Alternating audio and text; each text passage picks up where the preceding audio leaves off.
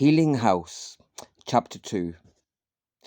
The patient was sat with his bags, waiting outside the front of Healing House for the right time to be let in. He'd been dwelling, thinking back on the earlier domestic trials that he'd gone through, in the childhood abuses that he'd gotten through, but never fully overcome, and was thinking back on them. With his current disease trial that was still ongoing, he'd had a lot more time to look back and to think of the earlier trials and the hardships and the things that had actually gone on. And he was so unsure quite what they'd done to him, so unsure if they'd only done the bad things to him, or if there were lots more good things too. And if those good things, the good deeds they'd done, were only in order to abuse him more. He wasn't sure about that. If it was just done to feel more superior, or if it was genuinely done of kindness as well. But then they had offloaded and vented, taken out anger on him and scapegoated him for problems whose true causes that they hadn't wanted to face, especially when it was themselves often. So in childhood, they'd blamed him for things that were their own or others' faults. Then again, he'd gone on to mildly abuse others too, himself, in trying to care for others, over a long time extensively, and the more he'd given in caring for others in time and energy, the more he'd also abused others as well. And maybe you did just let your frustrations out on whoever was close at hand, to someone close, when you were working hard, suffering more, labouring more, and going through harder struggles. Maybe it was just that we all abused others under much harsher circumstances and couldn't always stop it. But who knew? It was a continual source of frustration, even if they can't help it all the time, and he couldn't. Or even if you're unsure if they could have or not sometimes. And he was unsure. He didn't know others. He didn't even know himself if he was always capable of stopping it or not. Sometimes he felt sure he could have done more to stop it, and other times he just couldn't. Then hadn't his abuse actually worsened as his relations have grown and deepened? Hadn't he taken out his accumulating frustrations, his bitterness, his sadness on the wrong people, or even at the wrong time in the wrong place, or just at the wrong way so often, venting out his own anger or his grief and his confusion in conveyor belts to strangers that knew little about it, even shouting awfully abusive things sometimes, when he really was confused and angry and upset and feeling quite hurt, but not knowing quite at what and why. Yes, under sufficient stress and strains over a long enough period of time, in harsher circumstances, and without enough hard work, yes, without enough hard work and time and energy, he'd hurt many others too, and recognised that he wasn't just the victim, but the abuser as well. And in his perpetual shame over the horrendous yet occasional outbursts that he perpetuated on others, he tried caring for the victims to love them much more, but despite his occasional disgusting, cold or crude or even personal rants that ironically were quite in contrast to his usual tactful, considered, polite, patient and restrained self that he often was. It seemed contradictory. Yet after years of living, working, playing, protesting, partying, travelling, arguing, making up and even enjoying and enduring time with others, hadn't he too tried to love his many victims more? And hadn't he too only gone on to victimise those people that he'd loved and friends much more too?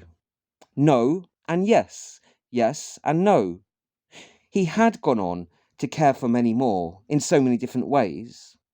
And yet sadly he too had gone on to abuse others, to hurt others too, albeit in many other different ways as well.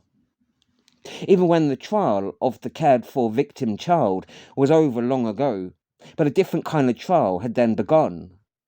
And then he felt it wasn't the trial that it was looking back on years later. Totally different to how it felt and how it seemed at the time. He had been, in fact, both the villainous victim, but also a heroic victim too, being able to move on and care and love for other people after the past hardships. But those weren't two different characters that he was looking at. The villainous victim on the one hand, and the heroic victim, the caring victim, the loving victim on the other. But they were one and the same, one person, two aspects of the same one person. There was no escaping that. He had been heroically villainous, and yet also he had been heroically victim. There were two different characters to him. He had continued being the victim, sure. That never changed. We all were, and went on to be victims of other things. Only what you were victim of, and who too, that changed. But sometimes he was only a little victim, of course, as much as anyone could hope for, and thrived despite petty insults and occasional assaults that we all experienced at times. Then at other times, a much bigger victim of serious things that happened. Seriously victimised, and could only then struggle with appalling insults or regular ones. But during the homeless trials of later years, it was then an elemental struggle. The elements that he was mostly being assaulted by the sun, with the intense sweltering heats that he was exposed to outside in the homeless trial, or then the downpour of rains drenching him regularly, the cold winds that would chase him out of town or into shelters that weren't always suitable. He was fortunate, though, not to be the victim of some animal out there, or the elements, and that he'd found shelter from the excessive worsts of them. Of the streets, rough sleepers that he'd shared bed sheets with on those cold nights, had told awful tales of waking up to harsh cold winds and biting rats, though it was assaults by other people that were more regular. In the assaults on the homeless, in their stories of the long-term rough sleepers, those that he'd met. And yet the humans were also much kinder to other people than, of course, the animals were capable of, and had supported so many homeless people too, and featured often in the homeless people's stories that he'd heard in those times, sleeping rough with them on the streets.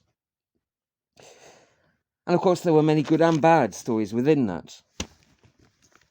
His villainy of his own faults, his flaws, his own sins, his offences, or his own corruptions, however you believed and chose to see them, his own form of psychic abuse, his mental abuse that he'd done to others, that had grown but also shrunk at times.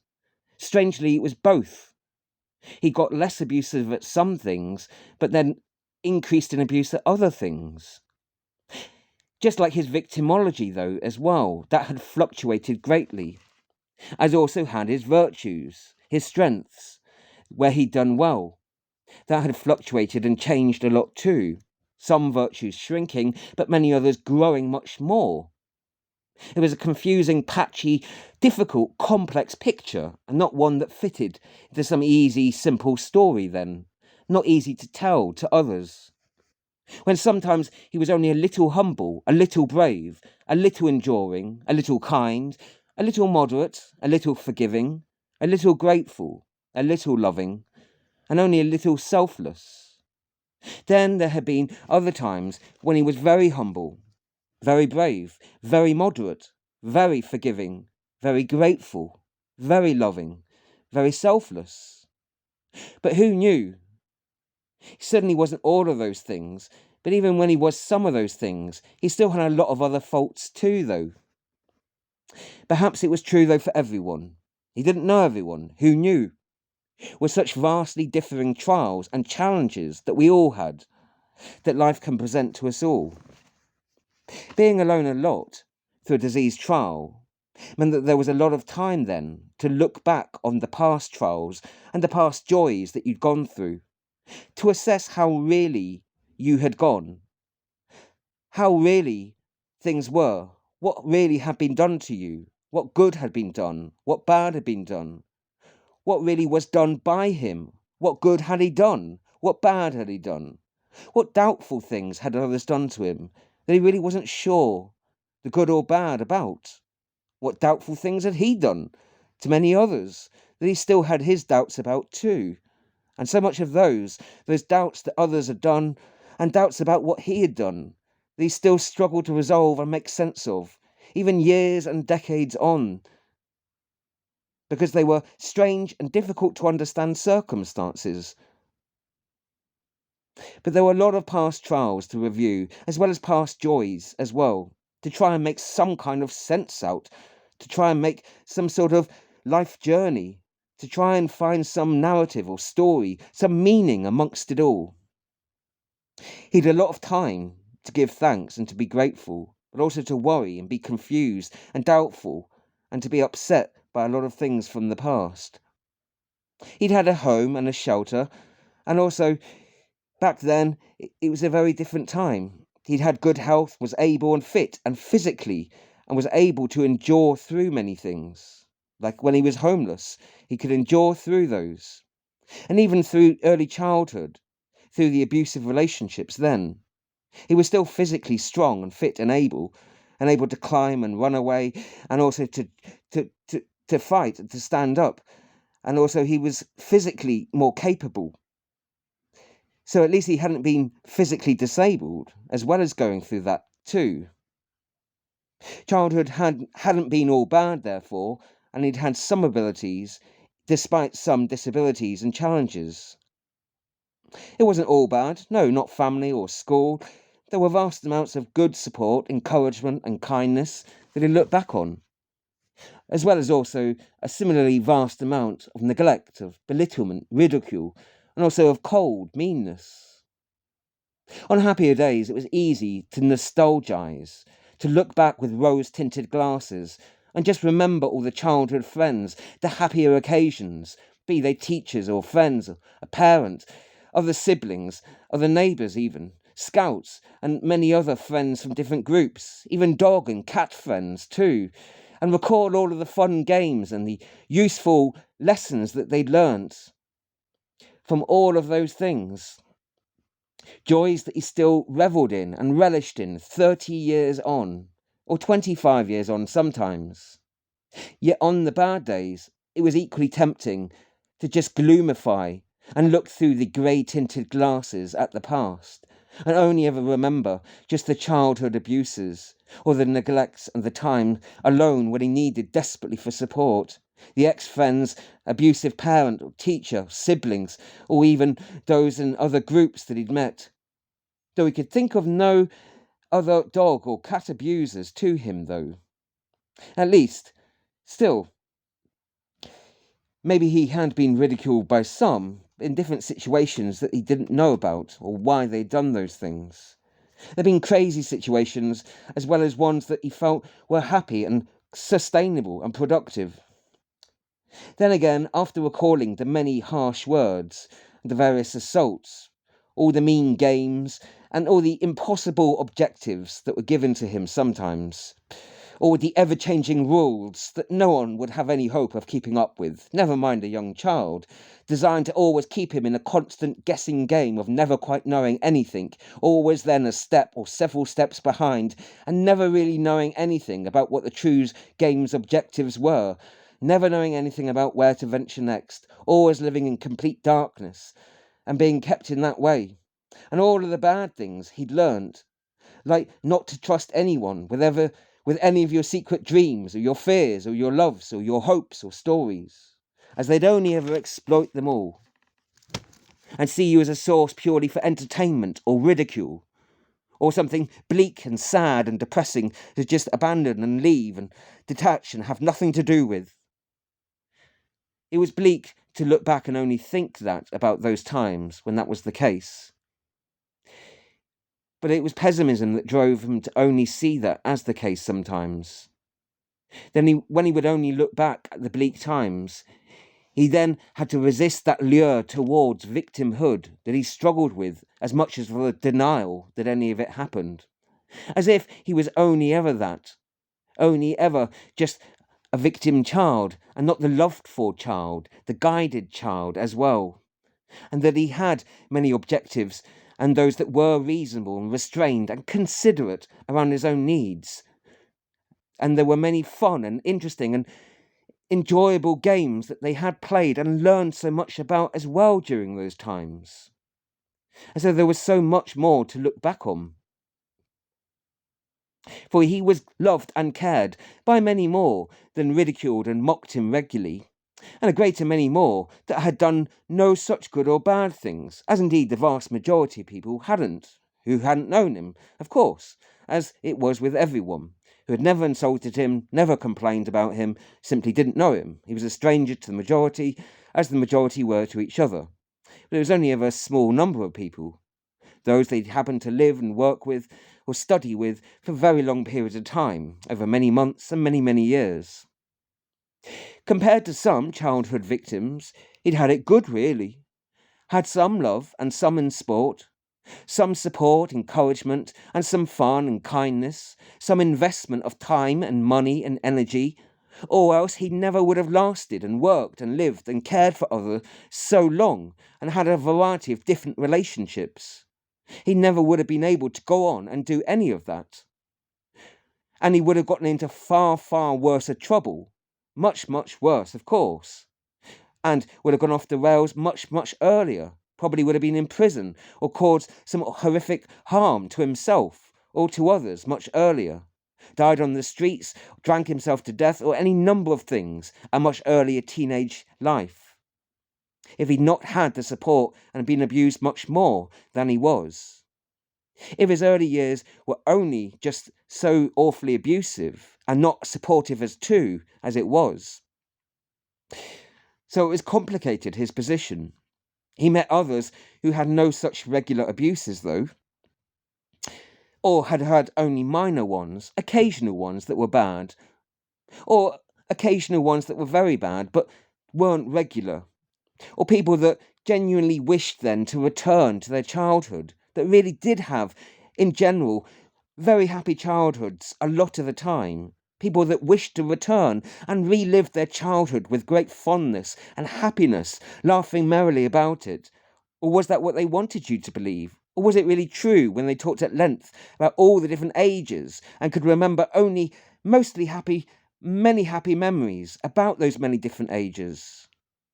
Then there was the envy that he struggled with, comparing himself to them, those that had mostly had very happy, supportive, kind childhoods, with not sustained abuse or neglect that had proliferated for many, many years. That then rivaled the envy, it rivaled the gratitude that he also felt. When he came across the testimony of many who'd suffered as much abuses, or even worse sometimes, or neglects, yet without the support and the concern and the care of others too. Then, of course, he felt grateful that he had had at least some support through those hardships. So there was lots to feel and stir up feelings and memories about, looking back on those long ago trials that still affected him, even those decades on. So he was physically well and sheltered during that early time, in childhood, where he was materially provided for, was fed and clothed and watered and able to wash okay, even if he was mentally and emotionally quite repressed at the time, severely so often. For a lot of the time, though, right up until adolescence, when he was able to emotionally and mentally too break free and find freedom and liberation. Even during his homelessness trial, he struggled then materially, struggling to find a material shelter and then enough food and medicine each day. Each day he worried where he'd sleep and what he'd eat, whether he'd find enough, and also about whether he could wash. Those were daily and weekly concerns, out there homeless on the streets.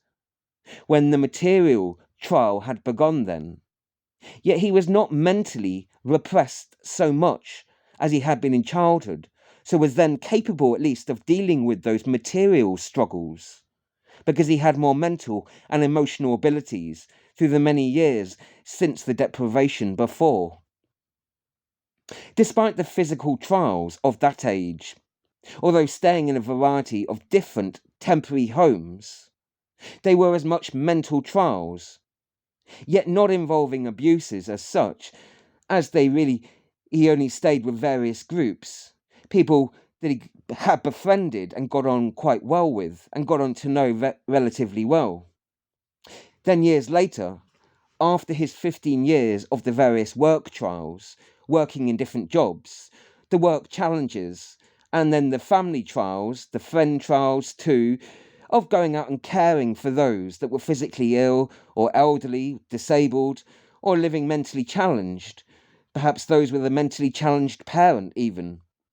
Then lastly, there was the trial of disease after the other trials, the play trials, the work trials, the travelling trials, and also the material trials, the homeless trials, and then the earlier abusive trials.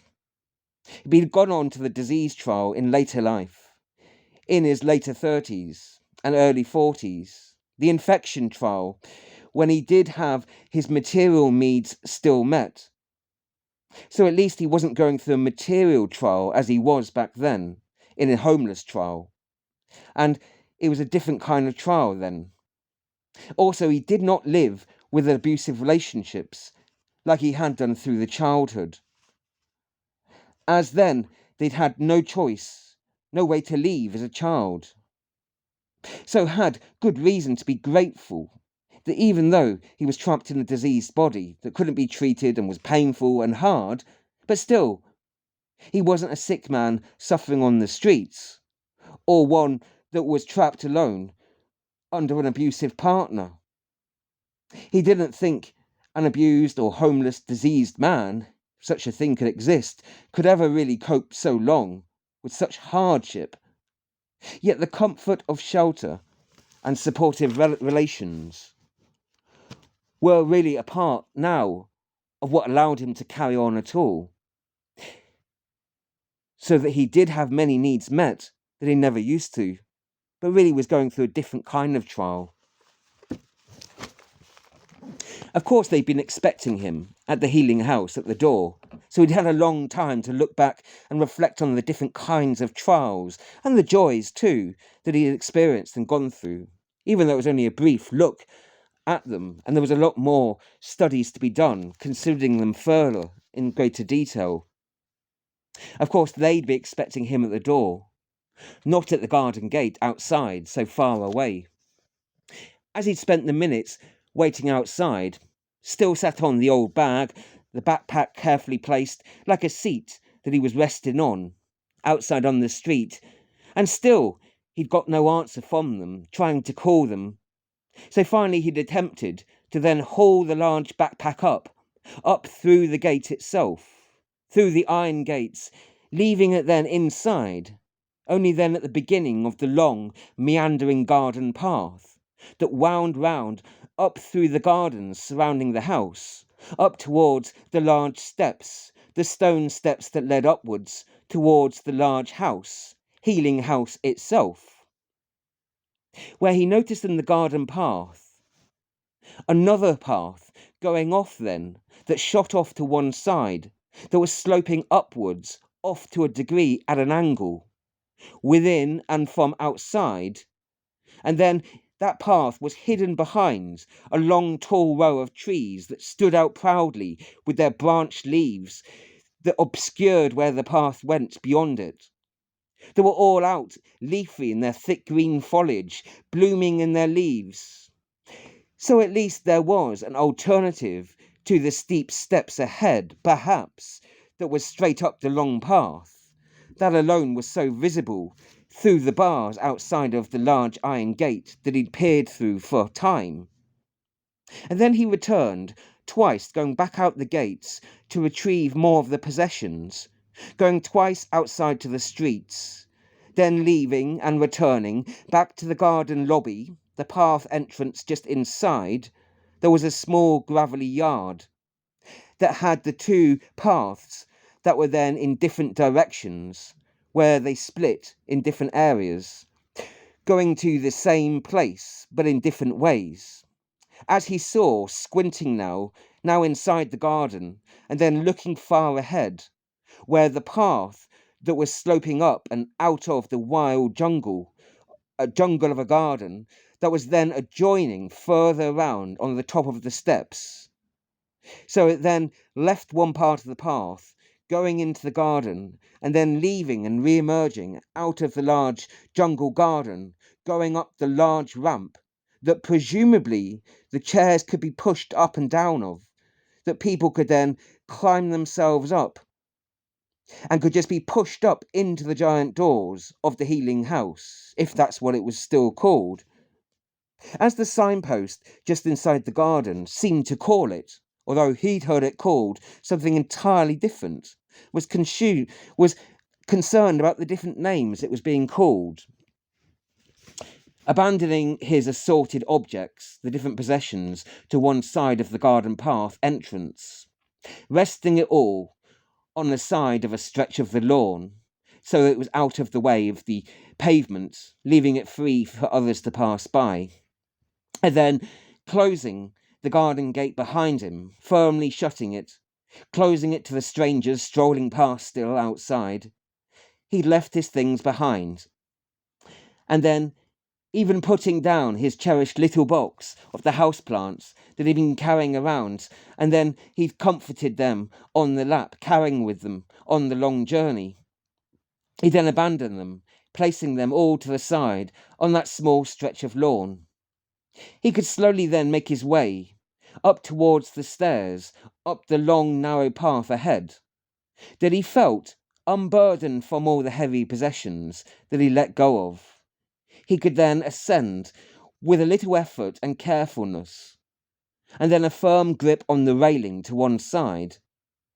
How silly and small his little plants had looked, being put down there, with the wild garden all around, full of the giant bushes and the towering over trees, branching out in all directions around it, with even the flowers that seemed to tower over his little plants, reducing them to the idea of a tangle of weeds that he'd been clinging onto.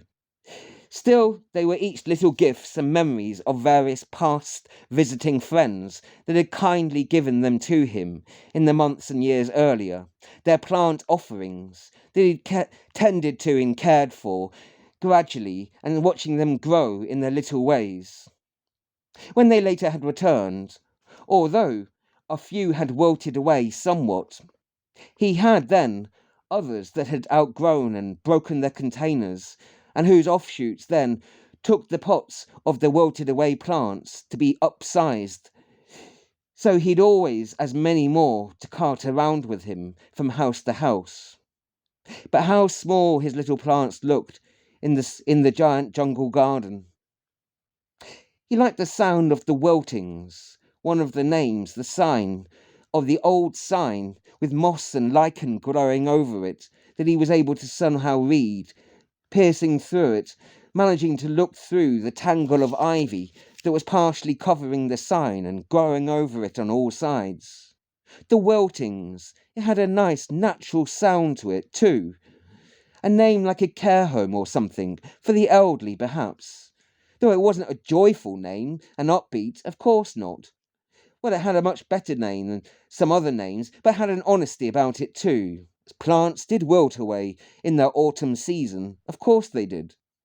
And it didn't sound as bad as the dying house, or the old house, the past it house, or the zombie house, as some weirdo had called it in their long talk about what the house really was. Well, he didn't want to think the guy was only weird, but it did seem weird to be calling that place a zombie house, and somewhat offensive he felt too.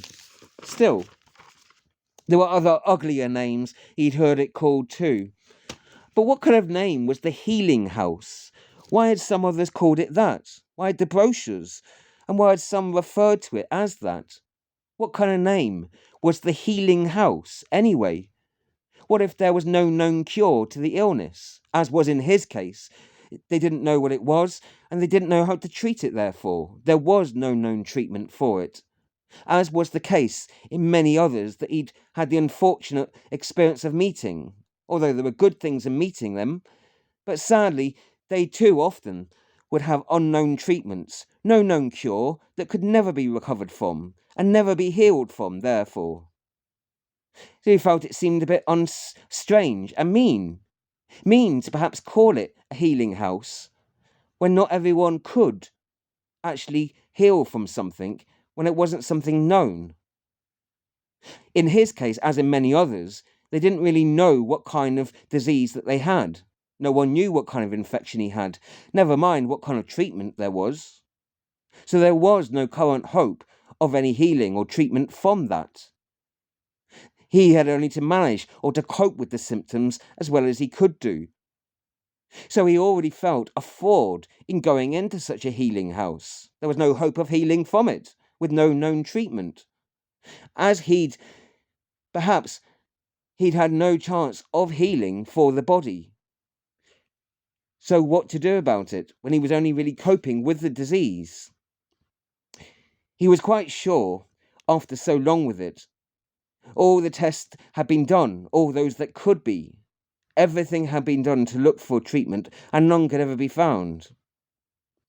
He'd lingered on with it, worked on for a few years with it, had struggled on, even tried to party on, protest on, and struggle on with others in various ways, and to try and live with it as much as he could for many or several years, until it had progressed and become much harder to in the last couple of years.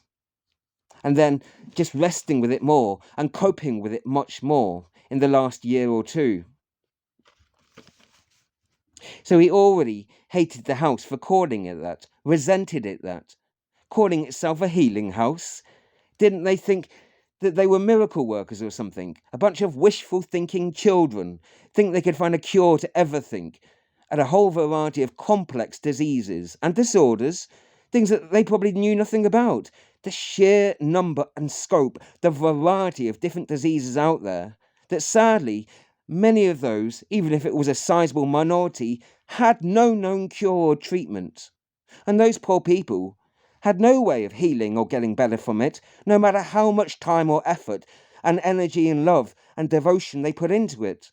People that had worked hard and laboured in a whole variety of jobs throughout life for many years and decades, that were service to their community, that had laboured long in different professions, people that had worked and been patient, humble, caring, forgiving and strong in a great many different ways, that were stumped, beaten, finished, and had no chance and no hope of understanding or treating a disease. He'd met many, many like that, and now himself was in that position too.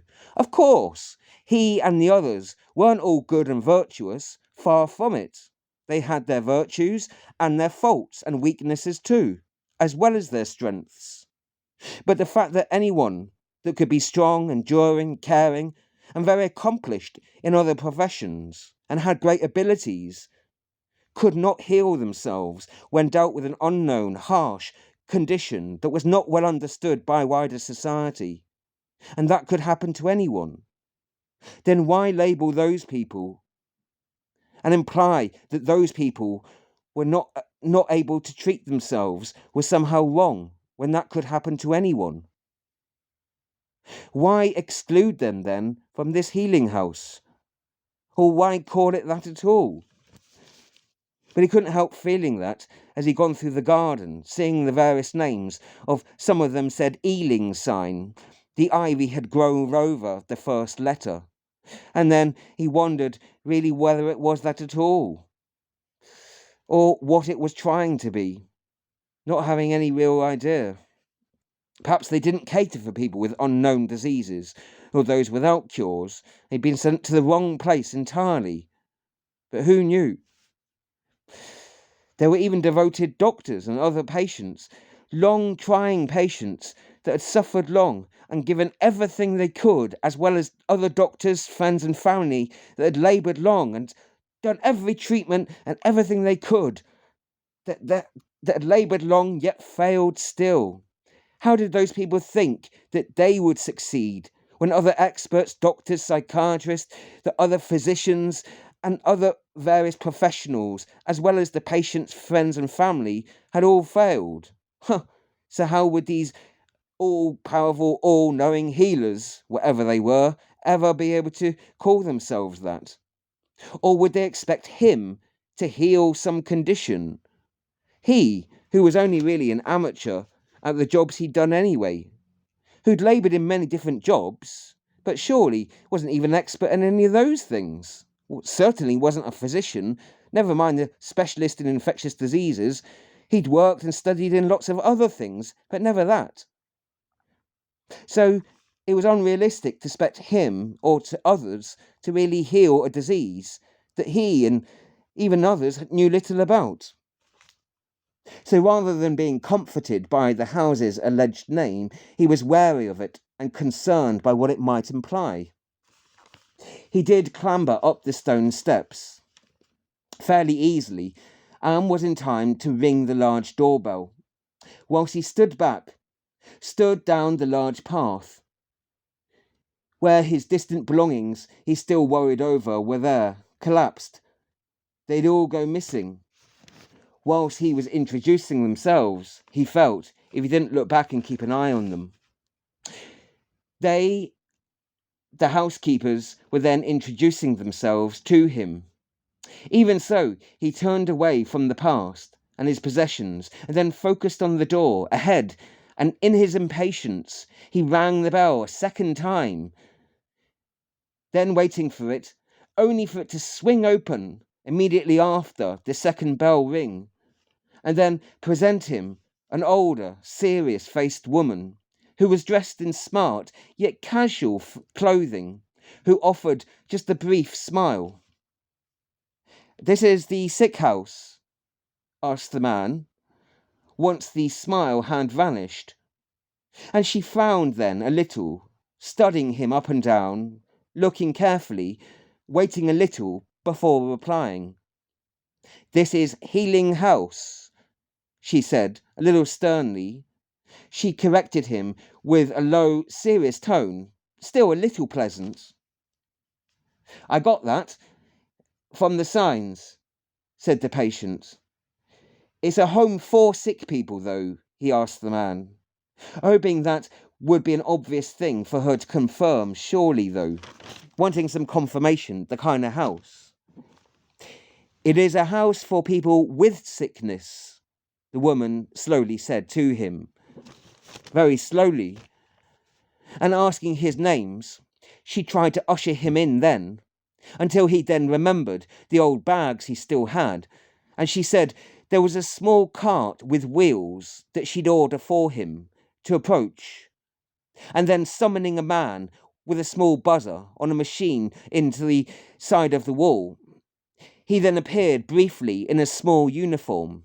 He'd appeared just minutes later, pushing a large luggage trolley, pushing it along, and then out the front door, to one side where the man stood, and they briefly exchanged their names and greetings. Before then, the acting usher suggested that they go and fetch the bags in together, with the cart. He was an older man, who was quite slow and a little hunched himself, so he'd felt a little embarrassment accepting the offer of help, the kindness, intending to push his own cart into the house, and not having a man old enough to be his own father to do it for him. Yet the man was quite eager, almost happy, his eyes glowing up a little bit, enthusiastic, saying that he wanted to support him, that he felt he couldn't refuse. On the elder's insistence then, they slowly went on the journey along down the sloping path, with the trees appearing to grow ever taller on either side of them, until the two were then stumbling along together, the old man leaning on his stick that he carried occasionally, and then stopping to point out the various resting places within the garden of the house outside, of various benches that nestled under the various trees, some hidden behind the wild sprawls and the giant bushes that had grown thick and wild over the years. "Does anyone ever really heal here?" asked the new patient, now they're away from the uniformed woman that was stood at the door. He asked it to the older man as they were descending a little way away from the seriously faced woman, not wanting to question her to begin with. "Oh, sometimes they do," he began with half a smile. "They do, sometimes they don't," said the elder. "But even if somebody can't heal, somebody can. A lot of bodies can't be fixed here. More can't, but many can. It depends." The man had shrugged. But we work on the body, mind and soul, not just on fixing bodies only, the older man had said. So if you can't fix the body, you can try and mend your mind. If you can't mend the mind, you can try and mend the soul. Or whatever you call yourself, the older man had said. Some people call it spiritual, other things. People use other words, the older man had said. Some people had called it soulful healing, he'd said finally, shrugging as if he didn't know himself what to call it. The elder finished off his reasoning, explaining and giving his answer to the younger man. We've got to find the grace to accept the things we can't change, and the courage and humility and patience also to change the things that we can, to try and find the wisdom to know the difference. And none of us really have that all the time, do we? The elder had said with half a smile, concluding his thoughts to the younger man, who felt that this was partly reasonable, didn't want to get into a large discussion while they were out travelling around, wanted to focus on collecting his various possessions, going to collect the rest of his bags, whilst the older man escorted him up with them. Perhaps it was his chance to push some ideas onto him.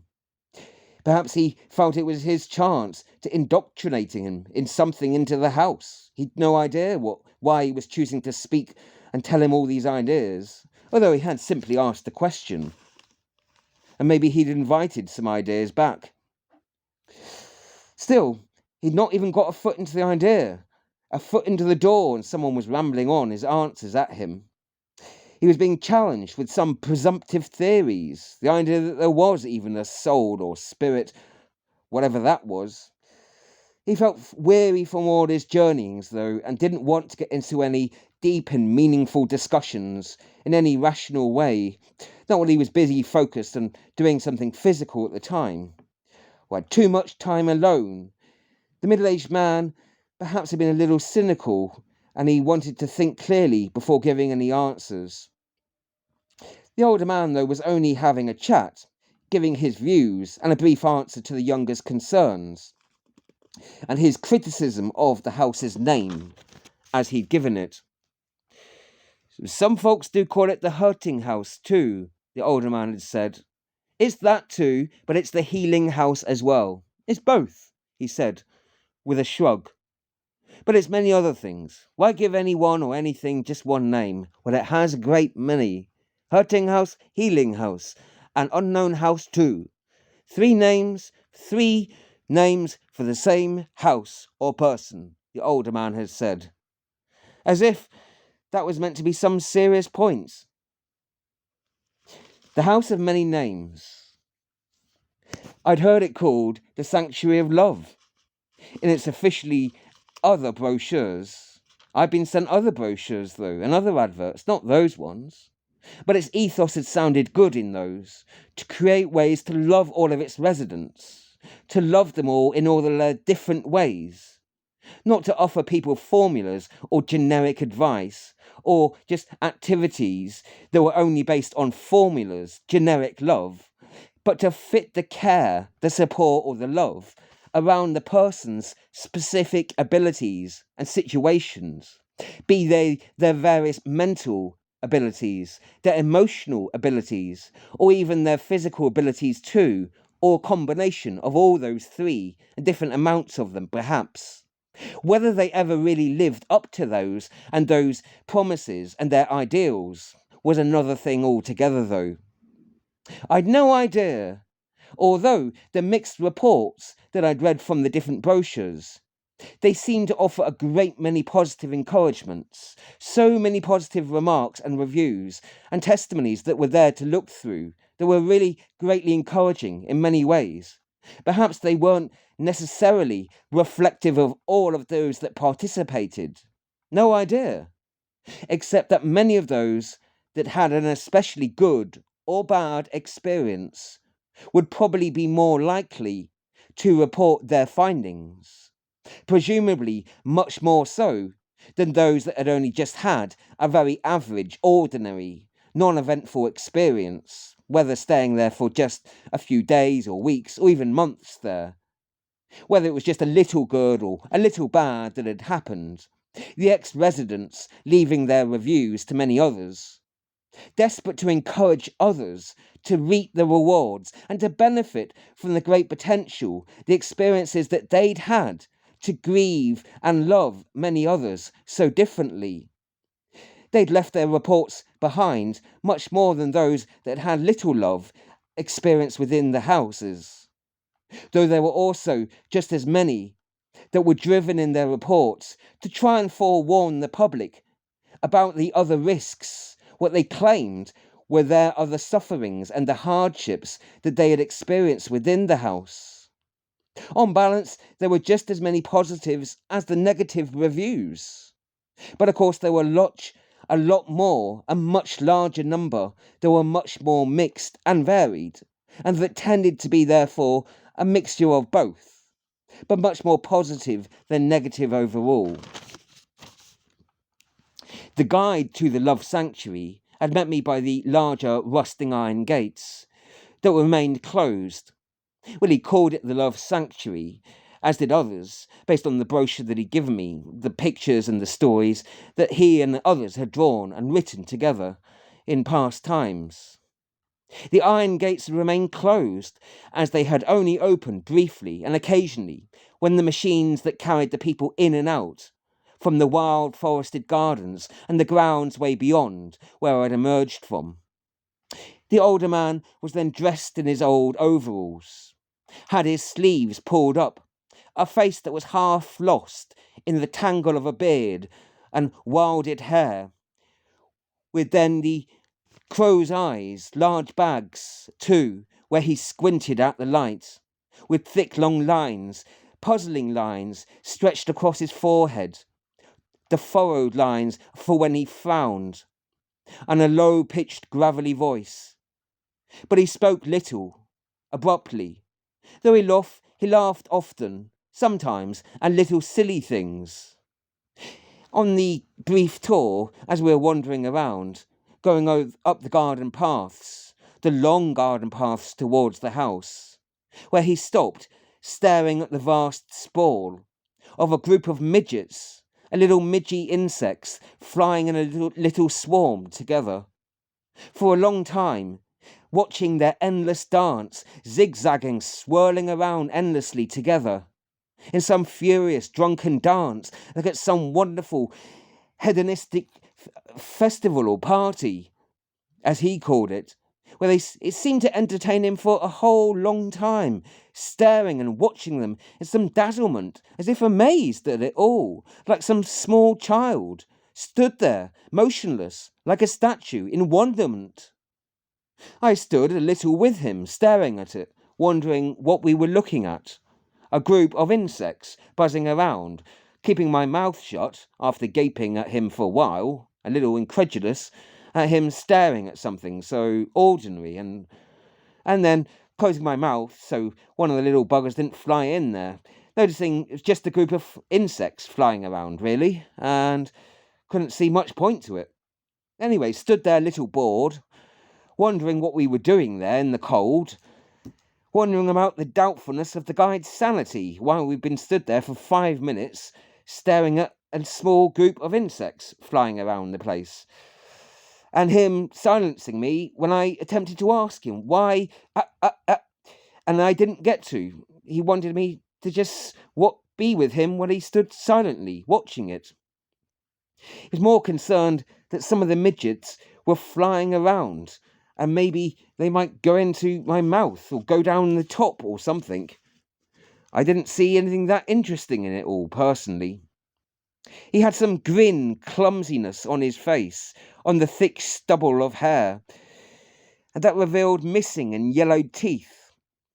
Finally, when I was able to interrupt the silent reverence he had for what was really a group of annoying, pesky insects flapping around the place, I then was able to sort of get away.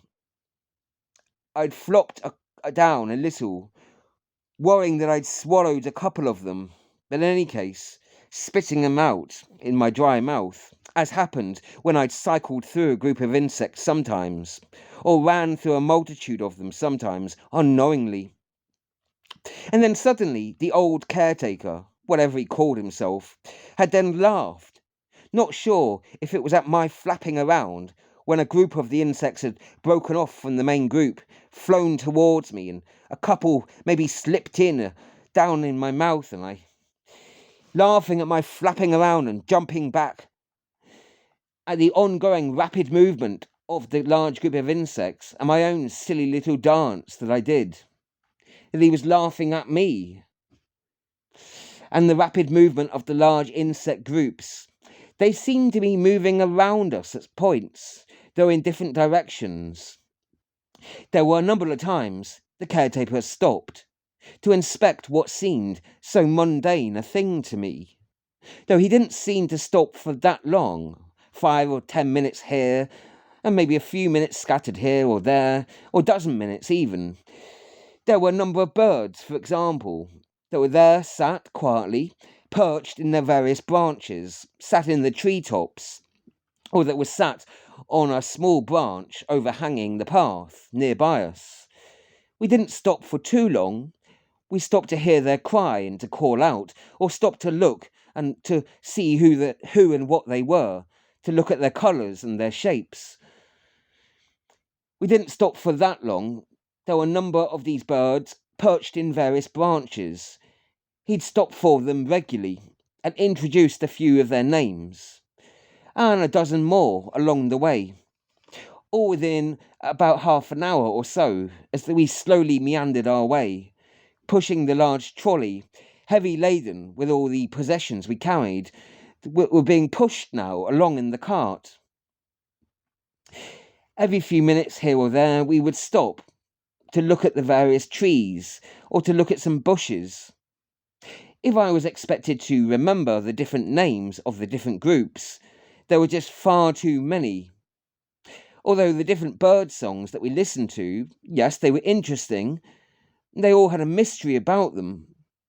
But however mysterious, they seemed pretty ordinary enough. I'd heard so many similar bird songs, just tweeting out the same unremarkable, if mysterious, songs. I don't know why he felt the need to stop and listen to each one all along the way.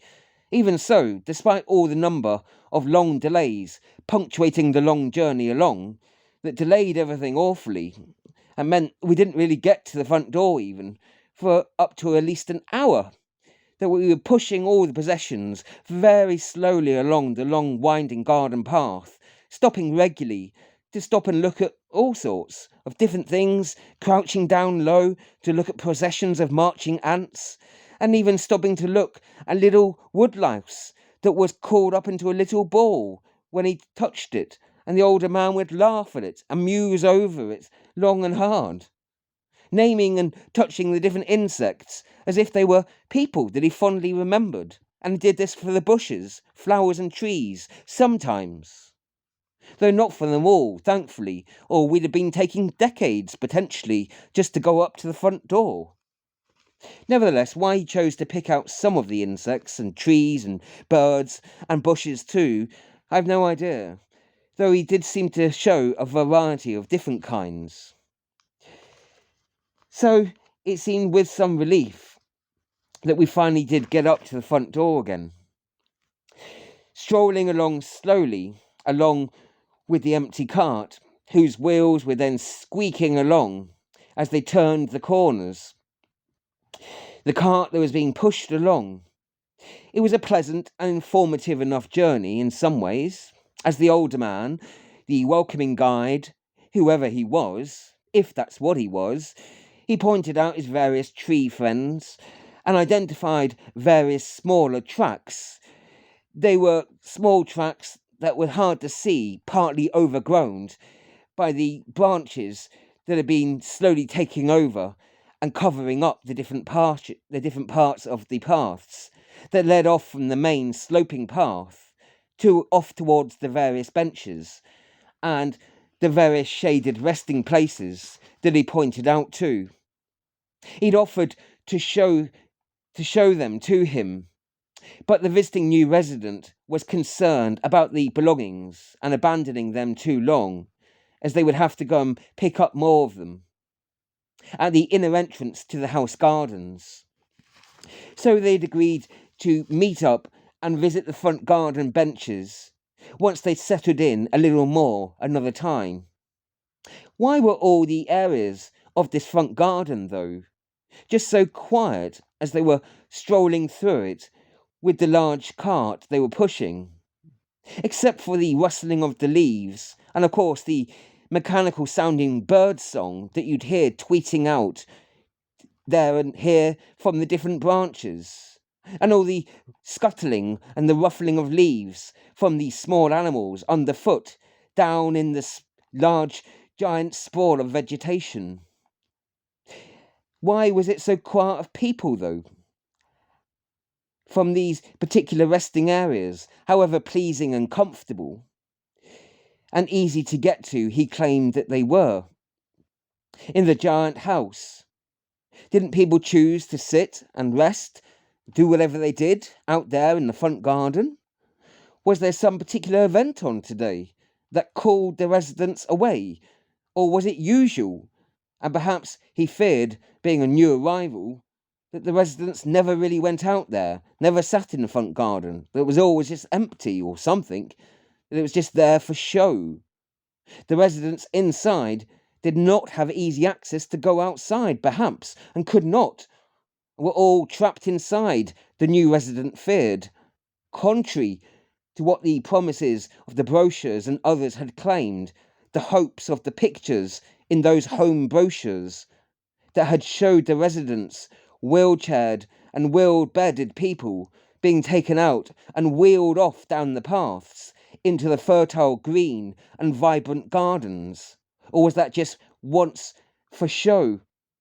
Was that just once in a blue moon on the 29th of February, or Neverhand?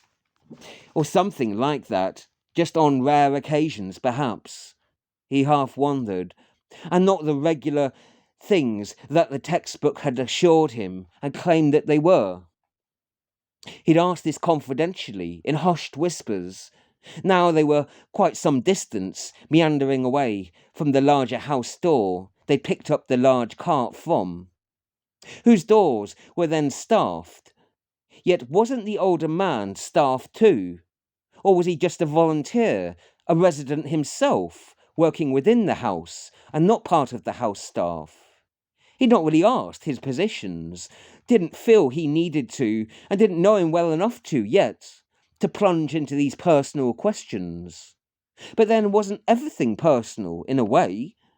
One way or another, thought the visitor, debating internally whether now was the right time to ask what the older man's positions were within the house. No, the back garden is where everyone goes. That's where everyone really goes every day.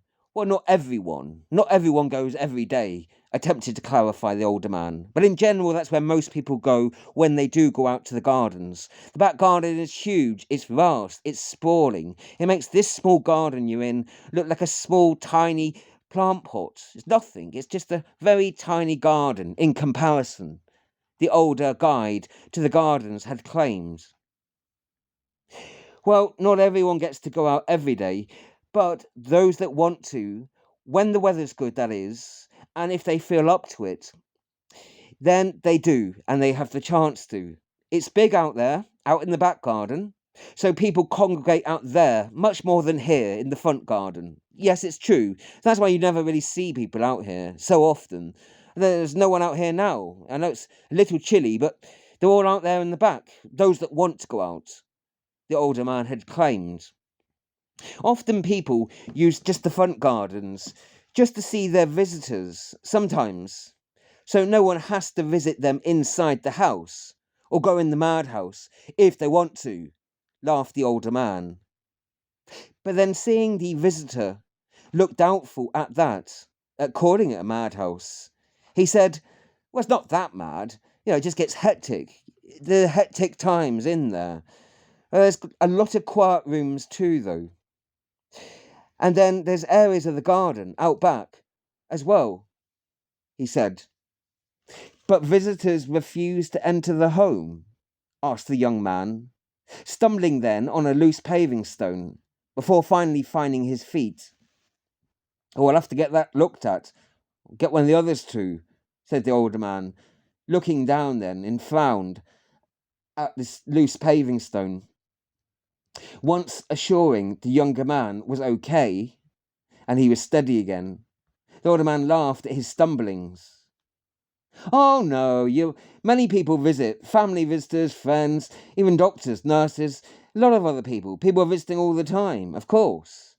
I just meant that I suppose sometimes some people who can't stay that long, they have rushed visits, and then there's less time, so they can just, it's easier for the other relatives to just wait for them outside in the front garden. If it's a very brief visit, they can't be here that long, for example.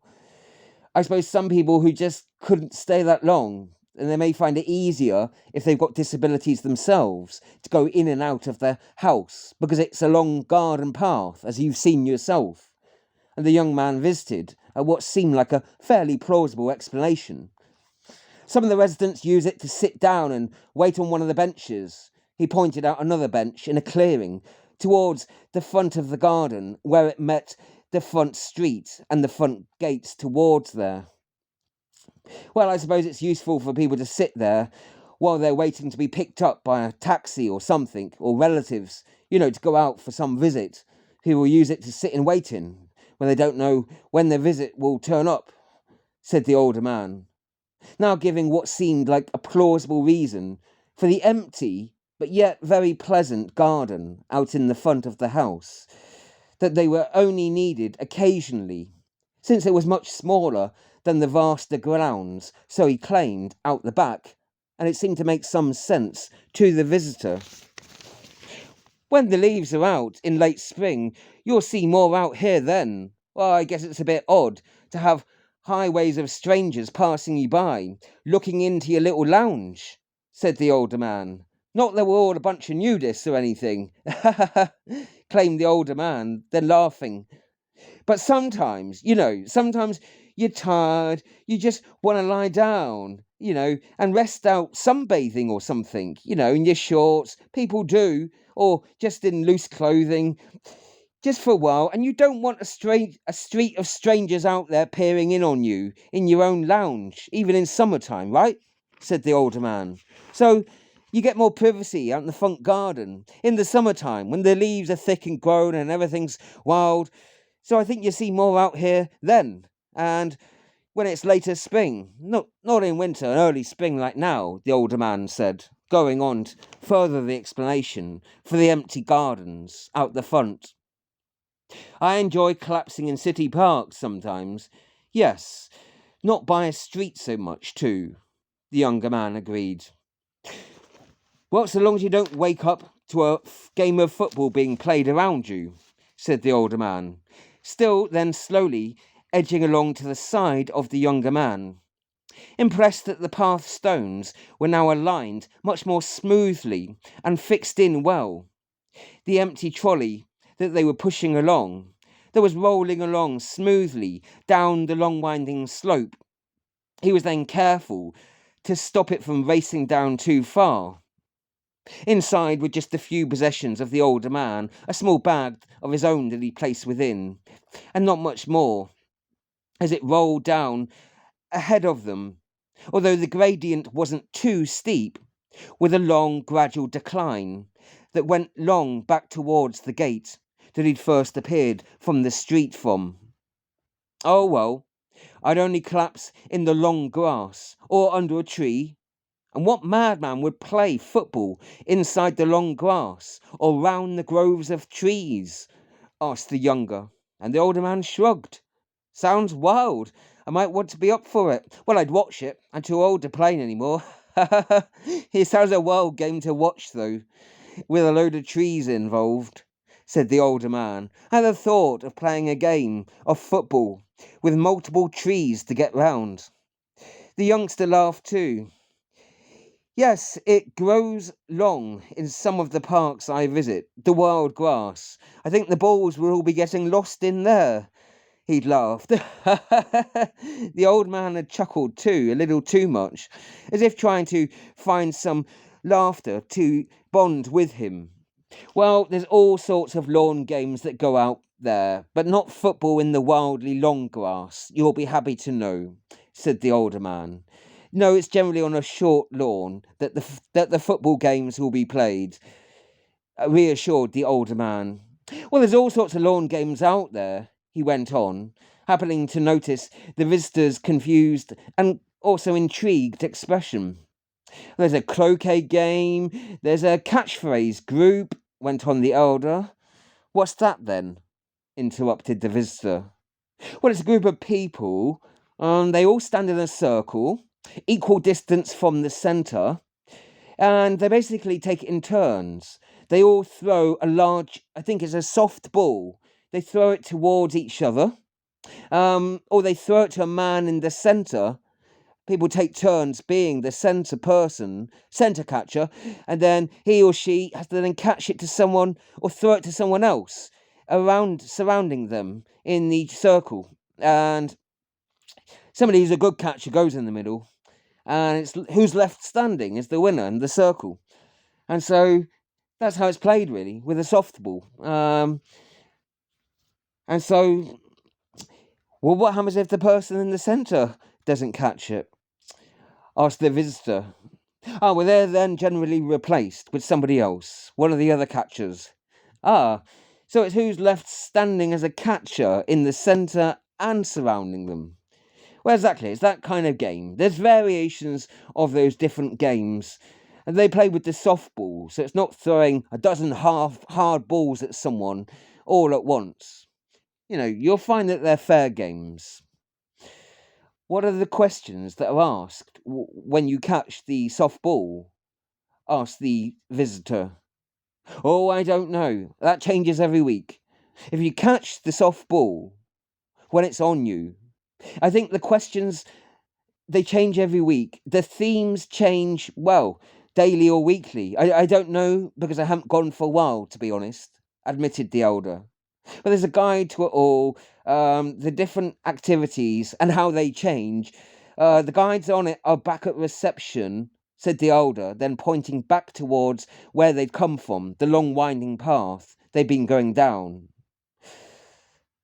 On their brisk ramble to reach where the sloping path turned and then met the main garden path. The youngster had insisted on hoisting up the backpack into the empty cart, doing it on his own.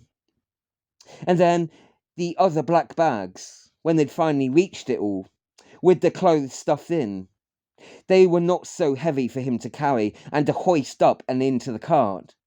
They were just very large and awkwardly shaped, but he clumsily picked and shoved them and pushed them in to fit into the cart.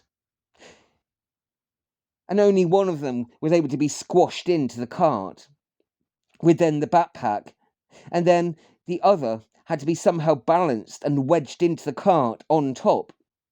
So since he'd been pushing the cart with both hands, guiding the cart's direction during the talk, the older man had then offered to carry the bag of books that had been waiting there for them. That was then still sat on the floor, slumped. And then there was the box of houseplants of the man's too. He'd carry under the other arm, he offered. After they'd tried to balance the box on the one hand and then the other bags on the other, and then had failed. The older man assured him he was okay, although it was quite obvious he was really struggling, not being able to walk that well himself and having to lean on a walking stick to one side. He then would struggle just a few steps, carrying both of the box of books, and also the bag of the houseplants, and juggling both of them together. It was being too much of a struggle with only just a few steps. And the box had nearly slipped under from one arm, with then a bag of books clumsily wrapped round his wrists that were clamouring around his walking stick awkwardly. It would not do to allow this to be his undignified entrance into the house. He'd had visions of the old man, then dropping all the houseplants, and then upturning them, spilling out their soil, breaking their tender leaves and their branches, and then falling himself, stumbling with all the plants, with spilt soil, stumbling, crashing onto the pavement below, with soil and blood mingling together. And so, after a thought and the brief fears and the visions, he had one of the black bags of the clothes, then moved off of the cart, and then he was able to tie the end of it, tying it in a knot and attaching it to one side of the large cart. Then he had more room inside of the cart. Then, after he had tied on the actual black bag securely on one side of the cart, then he'd had to hold on to the actual other possessions. He then pushed down the bag and the other black bags inside the cart, and then placed the box of houseplants balanced on top of the cart. He'd have to hold on with one hand while he pushed the cart with the other. If it got loose on the upwards journey they would both make together, then the old man would still have to carry his old bag of books, but none of them would get broken if he should fall, nor should get harmed if they should do. And he'd be able to somehow, hopefully, push the old cart with one hand, and then maybe having to sort of push with both, if he could manage it. If they were later dropped by him, the books, then readjustments could be made. But the books shouldn't get damaged by such a fall, even if the tender small plants would have been. Then slowly they would make their way up the lenient sloping path towards the new residence, pushing the old cart with the belongings now secured within or alongside it, or carrying them each together. And then the old long-term resident with the new, leaning on the stick to one side, and then carrying the awkward but swinging heavier bag on the other, but managing somehow, with both then focused on the short journey, as they then pass by it, more now silently, huffing away, puffing with their breath, less talking now, as they made their way, pushing and carrying the possessions up and on towards the house. Now, more silently, a little breathlessly, they slowly ascended up that long path, only stopping up where their long path had sloped up to where these sloping steps towards the left had met the other path. There was an open space, though the two men and the cart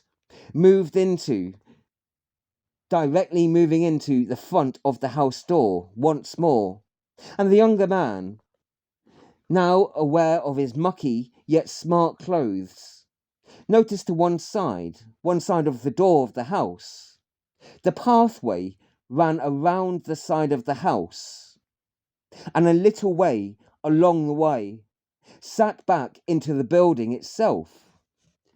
Under an archway of stones, there was a space, with a bench there, a bench that nestled within the stoned archway. The stone arches were many and long. They were long ornamental extensions in different colours and with different colourful designs that were really bright and dazzling, that gave the building a long snaking roof look as it trailed off into a distance, a long row of the stoned archways that got ever smaller as they went off into the distance, with a narrow row of the benches perched deeply within, under each of the vanishing, shrinking stoned archways, going alongside of the house, with a couple of women that were sat on the nearest of the benches, under the nearest of the stoned archways, along the side, to the side of the large house. He'd not really looked round the side of the house before, as he'd only approached it straight on the first visit. On that first visit, he'd not looked around and not noticed them sat there in the shadows, watching him earlier arrive. Why hadn't they called out to him on his first or his last visit? Or wouldn't they had seen him? Maybe they hadn't or couldn't. Perhaps they'd been busy, but then he'd been ringing the bell. That hadn't invited them out either, and it hadn't invited them to call out or lured them out towards him to get a sight of the new housemate.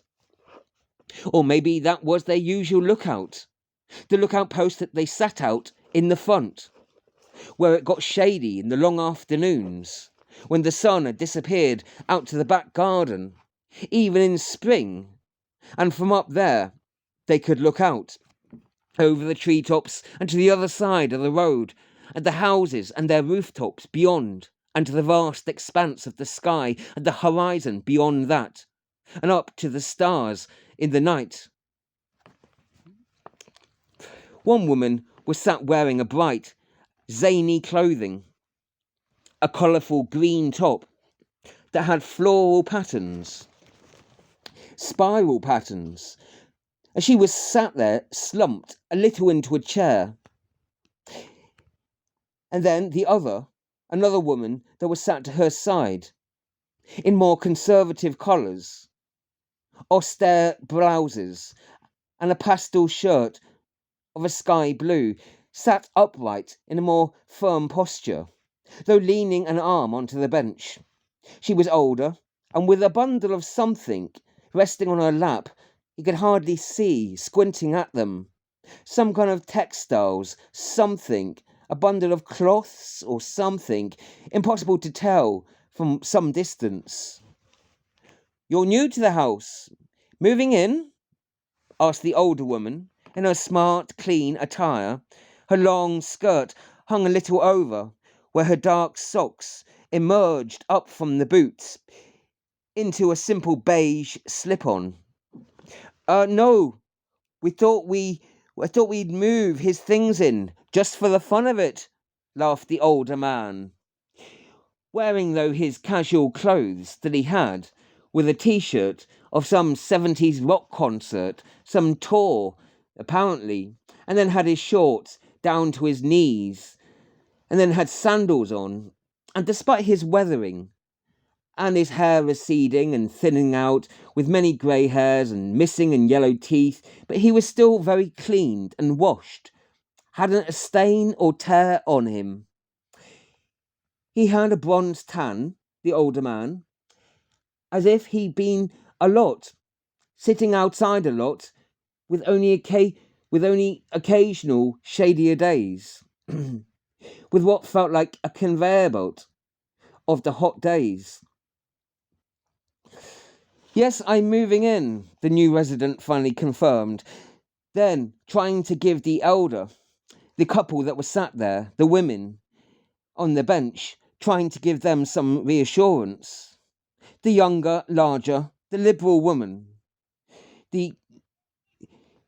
She had nodded back, returning a smile, whilst the older of the two, the more conservative, still sat there, upright, had led forwards, and then scanned him, looking at him closely, up and down, and also his belongings within the cart, too. "Travelling light," she said dryly, remarking, and the man looked back, puzzled, after surveying the collections, that he felt was a lot, and not travelling with only a little. He shrugged, replied, "It's only a small room." She quickly replied, "Oh, we have shelves and elevated storage units, you know." Unsure if she'd meant as an offer and spoke for the house, or just herself, or if she was even being sarcastic or serious. He didn't know what she'd meant, as she appeared to him to be quite serious in saying it, though she was calm enough as well. "Well, I moved a lot over the years. I just live minimalist, really. It's easier that way," said the man, a little defensively, though. "Yes, you don't want to move the whole world, not if you're doing it often," said the older woman, still with a serious tone about her, though. "I had too many when I arrived," she insisted, confessed. "Had to give a lot away to people.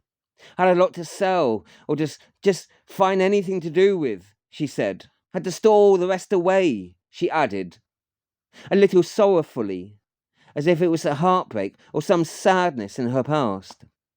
A lot of the pictures are at friends' houses now, so I get to visit them sometimes, she went on. Oh, you draw? Or collect pictures? Asked the new arrival, aware the elderly man was now stood beside them still, and still leaning awkwardly, warily, and still carrying his bag for him. Well, I used to take photographs for colleges, went on the older woman. Oh, well, it will be good to see some of your work, said the new resident. Some of Hilda's work you'll see when we go inside, said one of the others. Oh, nice, said the older man, nodding along encouragingly. It was challenging finding something that everyone could laugh at. People seem to laugh at such different things these days. Perhaps it always was. Maybe it's just different times. I don't know. She'd asked herself as much as them. The older woman seemed to be really unsure of why she'd brought up the pictures. So that's why most of the pictures are just of small groups when you see them, explained the older artist. Because we can never all be happy at the same time, the older man had said, laughing, as if he took delight in this. For some mysterious reason, perhaps. Don't you listen to him. We have lots of big events and we do all laugh and get along sometimes. It just happens out the blue occasionally, but quite often. And I can't just get the camera out all the time. I can't be lying in wait all day. We all do have lots of happiness, but you can't just be there waiting for it all to happen with a camera, snapped the older woman, defensively now. Elder Hilda had said that defensively, and the younger man laughed at her talk. We have mobile phones with cameras now. You don't have to carry the large camera around with you all the time, though. This the younger woman had said to her side, who was in between the middle-aged man and the older woman's ages. Even then, the fleeting moments are gone before you can get the phone out. Never mind zoom in on anything, older Hilda stated defensively. I'm Sally from the valley, said the flamboyantly, florally dressed younger woman, sat next to older Elder's side on the bench, looking out at the two older and very older men. Though she was very restrained, young Sally, than her vivid, provocative blouse would suggest, whose pictorial flowers looked like people that were somehow entwined and seemed wrapped around each other, that were painted in a spectrum of dazzling colours. I'm on the 3rd floor, small room. Yeah, but you'll fit a lot in there. They have got lots of shelves, said Sally, agreeing with the older Hilda. And it's airy too, windows in them all. It's lovely to look back at the outside garden, outside the back, added Sally too. Read them, asked the man. It's where we do... I have a small room too. It's airy out the back. You'll love it. And Hilda agreed with her. It's where we do the paper plane flying. After we've read the papers, said Hilda. We're going to Sally's room. Read paper planes? Asked the young, confused visitor, unsure what they'd meant by that. We read them to each other, she'd said, as if it was a simpleton not knowing about flying words, or gliding poems, as they called them. And then after the readings, we let go of them, and then just guide them off, let them float away, down into the garden, for others to find on other times, explained the older woman, Hilda, to the younger visitor. Aye, there's loads that are stuck in the guttering, and in the branches, clogging up the guttering sometimes, complained the older man, shaking his head, tut-tutting just a little, though. Well, most people get over that, said Hilda sharply back. If there's a breeze, It's where they just end up anywhere. We don't aim for that. Anyway, they get mushed and swept away eventually, said Hilda, shaking her head a little bit at the criticism. And people just find the paper planes all over the garden, said Sally. Yes, some of them, they get found. Others seem to vanish when you look for them. No, it's hard to see where they land from so high up, and at such a distance too, explained Hilda. Well, I found a fair few in the fruit trees when they did pruning a while back, said the elder. I don't mind the rude ones sometimes, but it's the crazier ones. They make you wonder who's writing them and who you're living with sometimes, said the elder, shaking his head a little. Well, what do you do with all the ones you find? Stuttered Sally, curiously now then. Well, I keep them all. I read the funny ones. I, share them with some people sometimes. Well, I just chuck the rest, bin them, said the older man, as if that was obvious. Huh, nice. Well, someone's put their love, their heart and soul into someone. Someone's put everything into something, and you just throw it all away, like it meant nothing to you, scolded Hilda, shaking her head. A lovely poem, you just trash it. Trash them all, said Hilda, shaking her head a little. Well, they shouldn't throw their hearts out the window, should they? Shot back the older man, feeling old Hilda was trying to accuse him something, exaggerate his own problems. They were giving it to the world in their own way, trying to give it out to someone, anyone, just to everyone that shared a back garden, said Hilda defensively. They were giving it to the world, said Hilda once more. Should be grateful I didn't hand it to the staff. Start some investigation, said the older man, still seriously shaking his head now. Hilda laughed a little heartily. If it's a crime to rake crazy thoughts, then I'll be in good company in prison, she said. Though there was the return once more of a serious edge, a deeper, sharper voice to that then. Not a crime, no, said the older man, defensively himself. Just wacky, crazy. Not necessarily. You don't throw them out of windows for strangers to meet, said the older man. And stuffing them into drawers for decades on, and I suppose that's normal, is it? Fired back old elder, as if this was some ancient discussion that the poor young visitor had appeared on. Didn't say it was that, spat back the older man. Well, you're welcome to join us in reading the poems through, working through it, said Sally, to the newbie, now trying to diffuse the situation and the slight tension that had then arisen and was escalating once more, though they didn't always argue openly, and now especially not in front of new people. That only happened after so long, when they finally gotten to know them better. And you didn't have to make paper planes or anything and fly them out of windows unless you want to, said Sally, defensive of the group and the paper plane group together. And the young man nodded, smiled awkwardly and briefly back, saying, Yes, maybe I'll give it a go. Might be something to do. And their eyes had met, his and Sally's, just a little. And the strange man, had flushed a little, only meeting her gaze, just a little, as if aware of her slumbering position.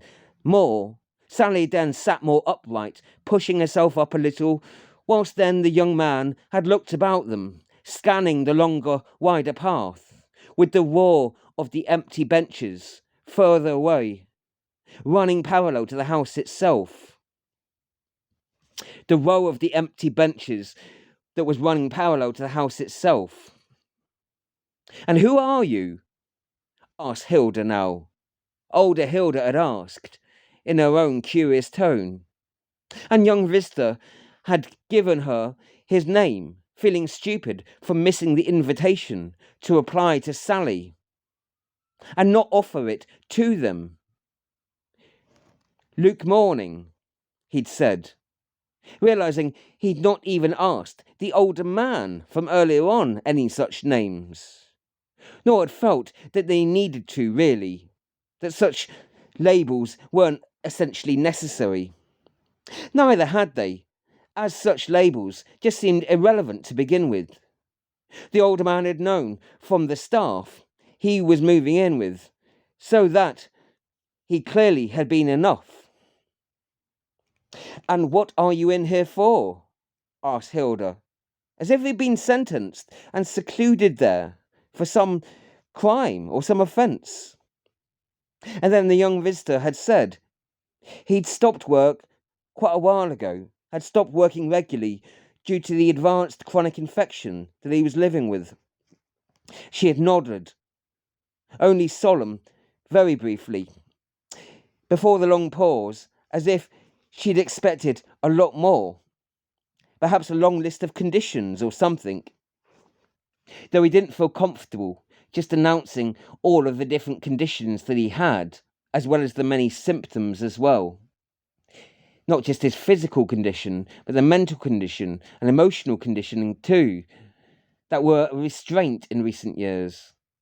Not in front of 3 acquaintances or near strangers, not as the first thing that they would know about him. "I've got lymphedema, COPD, brain cyst. Benign tumour, though," admitted Hilda. "Been here 5 years now," she announced, shocking him, shocking the man who now frowned. He could only say, "Wow, I'm sorry to hear that," he'd began saying. "It's okay.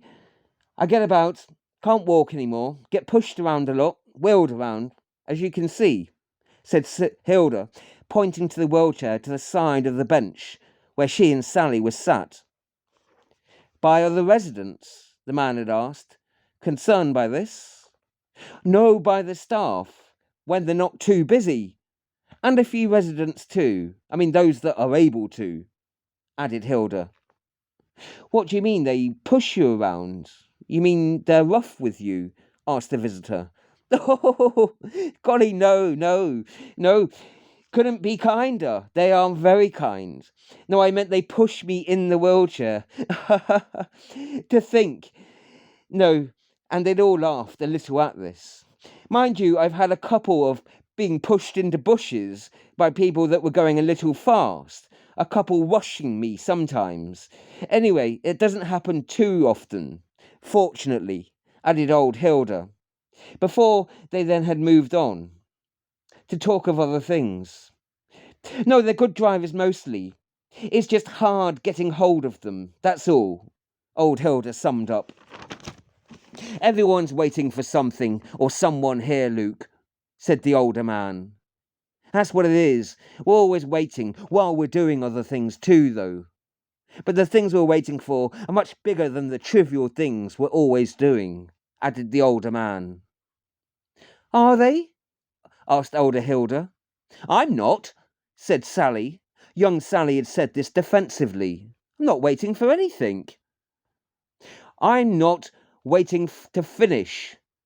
I'm just waiting to finish being polite and to get my bags into the room and to collapse after a long, tiring journey." Young Luke had thought of saying this to the others, and especially to the 2 olders, yet decided not to share to the outsiders yet, who he was moving in with, his own thoughts. Waiting to heal, waiting for medication to arrive, waiting for visitors, waiting for them to leave, waiting for them to arrive, waiting for phone calls, waiting for letters, waiting for absolutions. So it goes on. Always waiting for an end to suffering, the older man had said, summing up, surprising himself and others too. "Waiting for God," suggested Sally to him and the others. "Well, maybe it's God that's waiting for us," said older Hilda. "I think it's the whole planet waiting for us. Mother Goddess, our mother waiting for us to grow up and take care of the planet," said the elder man, stating his beliefs now. "She might have a long wait," Luke said. "What's long for man is short for mother, or the planet," the elder, old Angus, as he called himself, had said.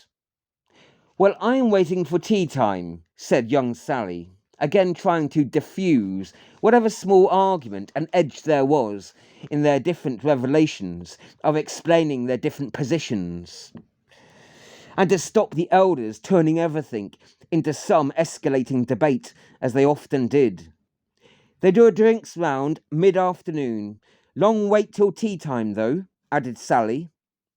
Just get yourself a flask, added Elder Hilda, a little sternly, to young Sally, as if talking to her young child. You double your orders and then keep the hot for later. Keep the heat preserved for later. Always use your flask, or you'll end up with cold drinks and never hot, because it can be many hours, long delays between the drinks rounds, stated Elder Hilda. And old Angus, the older man, had laughed. She got all the tips to get by in here, eh? He'd laughed to the others, and the young visitor especially. He had laughed seeing her flask, and several flasks that were then positioned by a row of lots of empty cups. You don't want a hot drink in this weather, began Angus, shaking his head. Oh, I do. It's good for the pores. Opens up the skin follicles, claimed Ilda. You could get something cold. Get an ice drink or ice fruit drink at the drinks round, and then take a couple of drinks for later, said Angus. Yeah, I always do. Well, I take a big mug. Usually, the big mug gets me through. You've got to cover your own drinks here, though, because it can be a long time between rounds. Oh, but the difficulty in having a large mug, it could be spilt over, said older Hilda. Whereas the flask is excellent because you've got a top that can be screwed on to stop it spilling and people stumbling over it. It happens too often, Luke. People can't help it. Things get knocked over because of the wheelchairs and others, and it happens. Have something that you can secure the drink over, a top or lid or something, said Elder Hilda, as if it was some desperation that could happen to him or others, and had to her. Well, chance to be a fine thing. Who knows?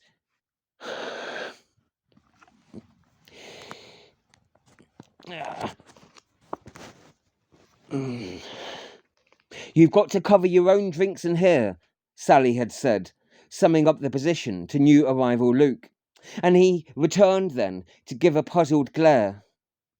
And then, of course, old Elder had gone on to explain about how there were so many spillages that happened, that it wasn't just the residents stumbling and also the wheelchairs that could be pushed this way and that way, but also the fact that there were visitors too that didn't know the regulations as well, often visiting regularly. Chance to be a fine thing? No, because there are swarms of the midgies around, said Sally. That's the reason to cover up your drinks, not because of any spillage. It's not really that dangerous, Luke. There's just lots of insects, and they get into your drink all the time, said Sally.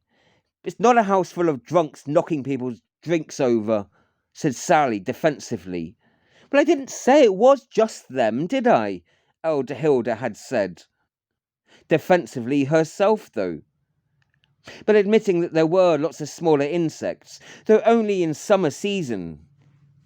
Well, any food or drinks left uncovered is an open invitation to the insects, young Sally had gone on to say. It's enough to make you want to wear a veil. In summertime, I mean. I swallowed enough just on the way up here, when I got back from the hospital visit earlier on, said Elder Hilda. Aye, that's good meat, that.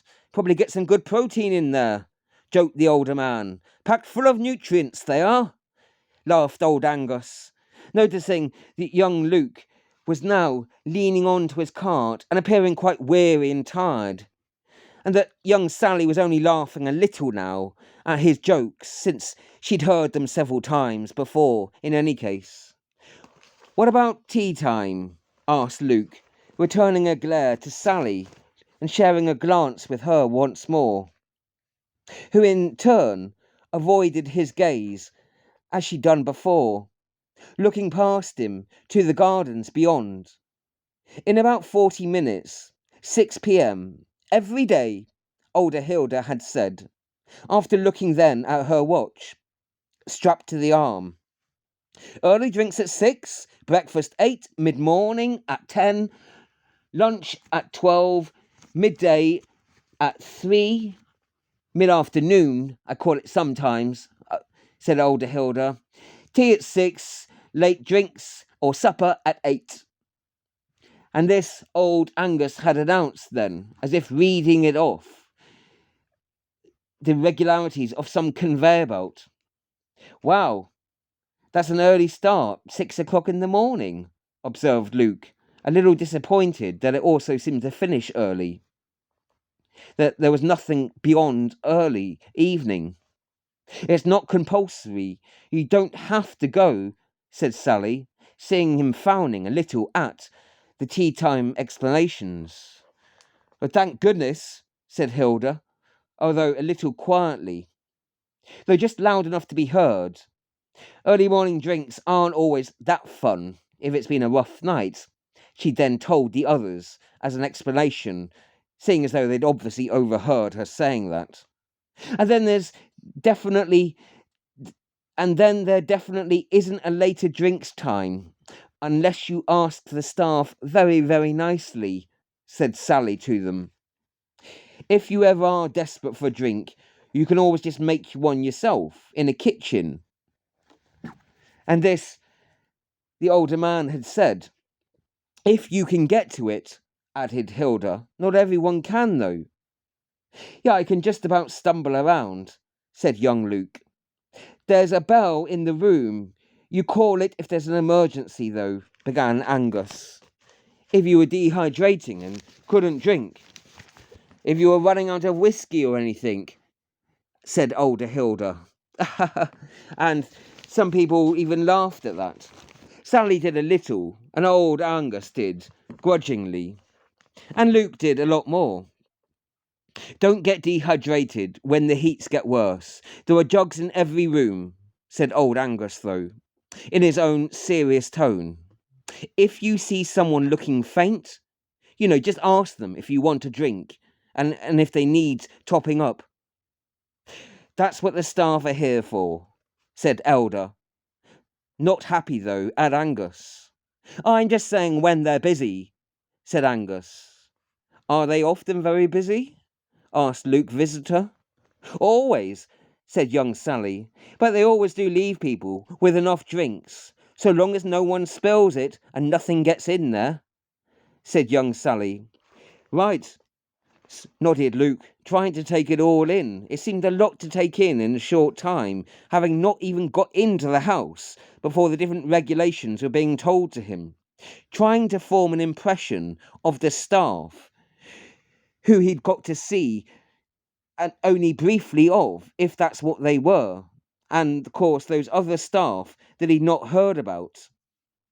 These were just a few residents that assisted the staff, from what he understood.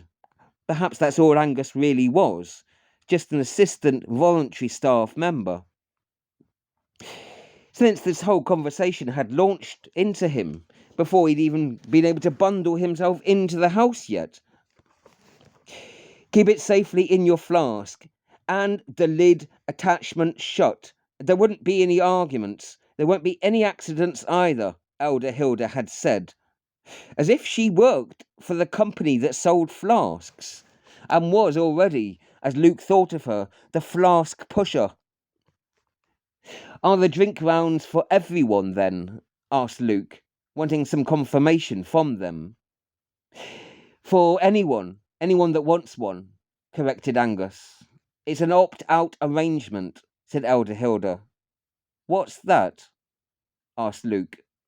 They assume that you do want a drink, so they'll always visit you or track you down unless you tell them not to.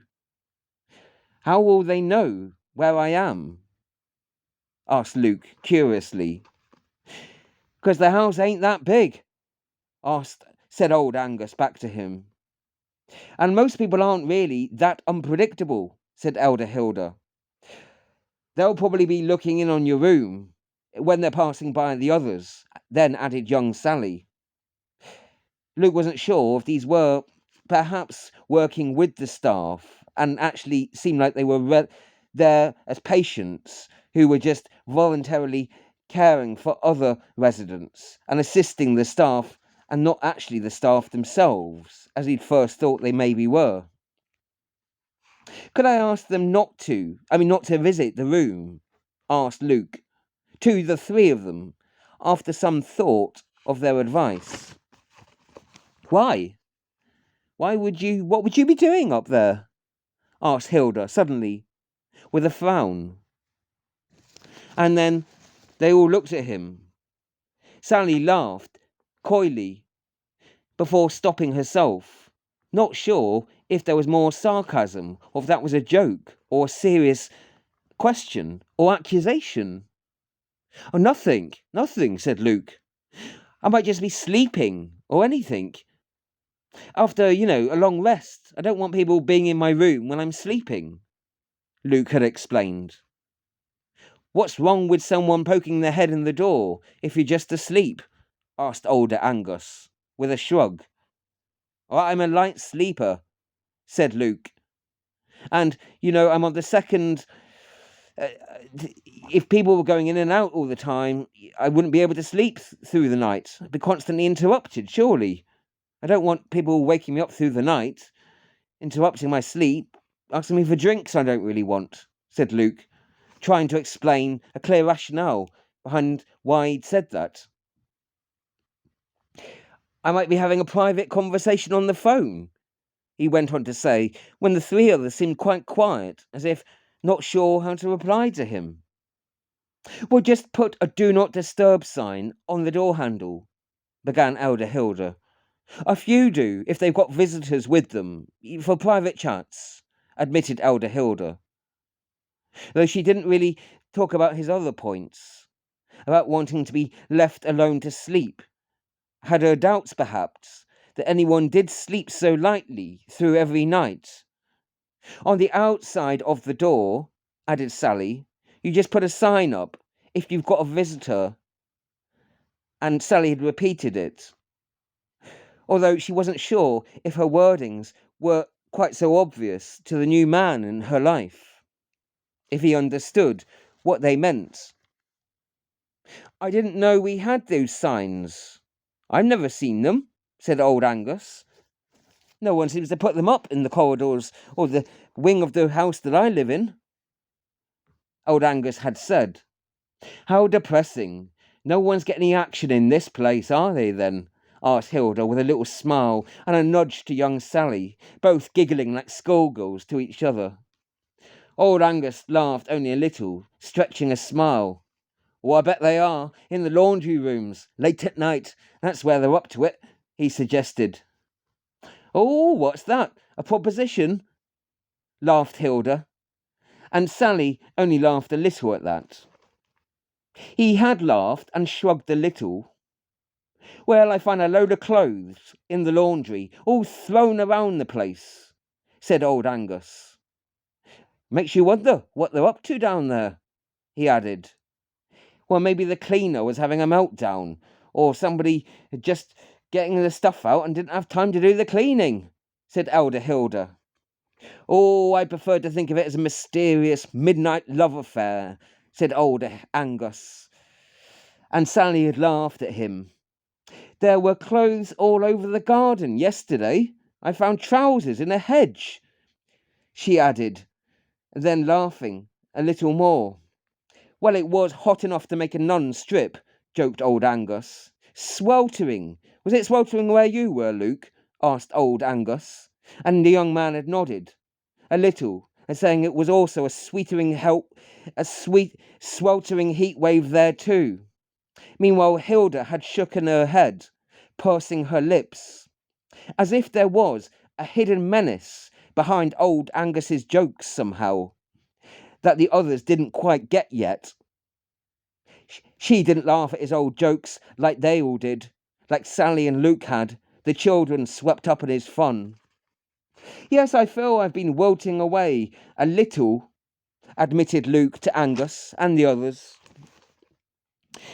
Now we must revive you and go to the room and have some rest, said old Angus, now pointing to the front door, to one side. Hope you're able to settle into the house well, and to the room, said elder Hilda, now with a swift smile to him and a nod, and he thanked her, and besides her Sally also, nodding to them both. Said it was nice to have met them both briefly. He nodded an affirmation. You too, after they said it was nice to meet him. You too, he'd nodded back, not sure if that was just her or to them both he was calling. Maybe see you for the poetry planes, asked Sally, and he nodded, some vague agreement, still not sure what that was about. The poetry planes session, the aeroplane word session that they briefly talked about, that sounded a little fun, although a little weird and odd as well, he'd thought. And then the older man, Angus, had bowed a little to both of the women. Then, turning, the two men had left them, leaving the women sat on their bench, the only two that he could tear out the front of the house, who then went back to their silence, as they had done before. Back again? Asked the stern yet friendly face, once more at the door of the healing house, in her dark blue uniform.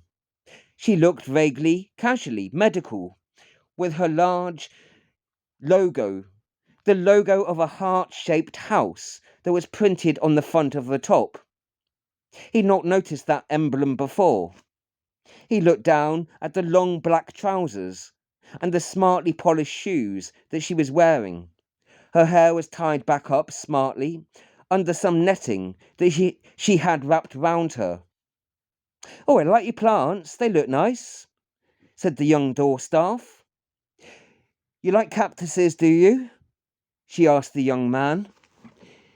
People used to think I did, stumbled out Luke, uncertain of his relationship to his inherited gifts. Well, they have a certain appeal, low maintenance. If you get them in a good sunny spot and forget to water them for an age, then they're still all okay, the young man Luke had said to the door staff, and the older man who was listening to them too, happy that she was admiring his small, modest houseplants that were no longer just for fun, but things that he had as memories of his earlier life. He was carrying them under the arm. They were pushed in, though, in the actual trolley.